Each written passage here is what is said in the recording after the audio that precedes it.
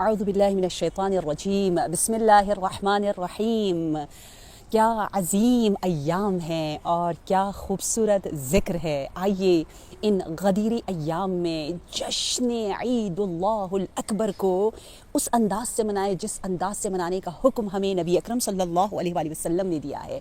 یہ حکم نبوی ہے کہ آؤ غدیر کو عام کرو، خطبہ غدیر کی تعلیم اور تبلیغ کو جتنا پھیلا سکتے ہیں پھیلاؤ۔ کون سا خطبہ؟ آئیے اس جشن کو منائے جس جشن کو اللہ آسمانوں میں منا رہا ہے۔ دیکھیے پوری تاریخ میں جو خطبہ جس انداز سے غدیر کا دیا گیا، ایسا کوئی خطبہ بالکل تاریخ اسلام میں نہیں دیا گیا۔ کیا ہوا تھا؟ نمبر 1، آیات جو نازل ہوئی ہیں اس میں باقاعدہ بہت تاکید ہے، بلغ، کیونکہ بلغ جو ہے وہ بہت زیادہ جب تاکید ہو، سٹریس ہو، اس وقت کہا جاتا ہے۔ اور پھر کہا گیا کہ اس کو عملی طور پر پیش کرو، صرف آیت کا نازل ہونا نہیں ہے بلکہ پریکٹیکلی اس کو دکھاؤ۔ اس لیے غدیر خم کا انتخاب کیا گیا، کیونکہ غدیر خم جو ہے وہ ایک پلیٹ کی طرح اس طرح سے وہ زمین تھی کہ یوں بیچ میں جس طرح فٹ بال اسٹیڈیم ہوتا ہے، کیسے جو ہے وہ تمام کے تمام تماشائی میچ دیکھ رہے ہوتے ہیں اور سب اچھی طرح دیکھ سکتے ہیں، یہ حسین زمین کا انتخاب بھی پروردگار عالم کی جانب سے ہوا۔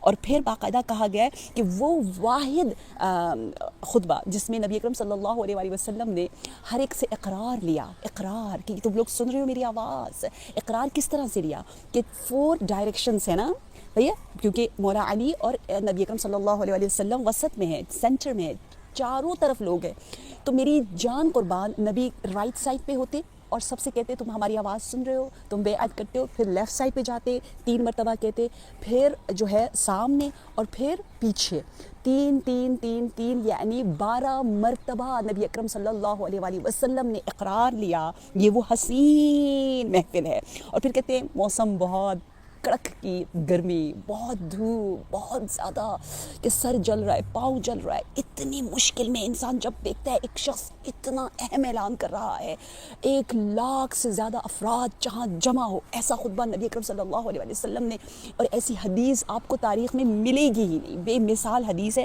اور پھر ممبر کس چیز سے بنا؟ دیکھیں انسان یہی سوچتا ہے کہ ممبر جو ہے وہ اونٹ کے پالانوں سے جس پر سواری دی جاتی ہے، اوپر جو رکھا جاتا ہے اونٹ کے، اس سے ممبر بنایا گیا، سبحان اللہ۔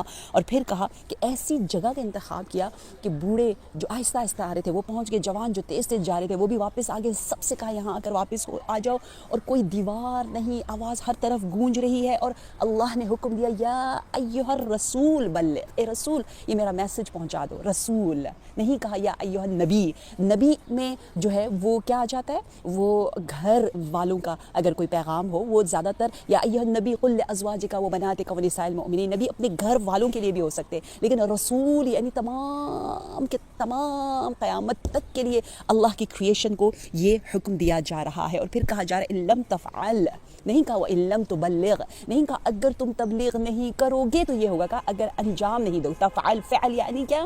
یعنی وہ بیوٹیفل سین۔